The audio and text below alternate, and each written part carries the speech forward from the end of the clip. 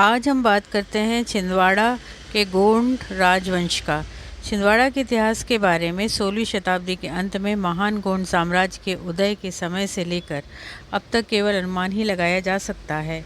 वर्तमान छिंदवाड़ा जिला संभवतः बैतूल के खेरला के गोंड राजपूत साम्राज्य में शामिल रहा होगा।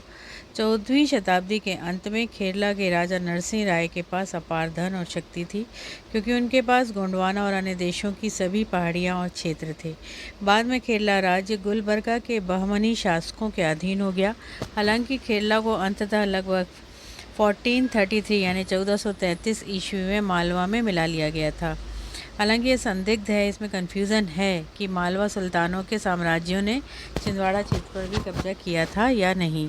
जिले का प्रामाणिक इतिहास 19वीं शताब्दी से शुरू होता है, जब जिले के कुछ हिस्से देवगढ़ के उभरते गोंड राज्यवंश के अधीन आ गए थे।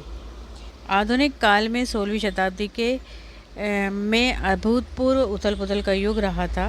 तैमूर के आक्रमण और केंद्रीकृत सत्ता के कमज़ोर होने के बाद देश के कई अन्य हिस्सों की तरह गोंडवाना भी अपने हाल पर छोड़ दिया गया था। स्वाभाविक रूप से जब केंद्रीय सत्ता कमज़ोर होती है तो कई युद्धरत राजवंश अस्तित्व में आ जाते हैं। वो यहाँ भी वही हुआ। 13वीं शताब्दी में चंदेलों की शक्ति किसी भी गोंड साम्राज्य के विकास में बाधा थी।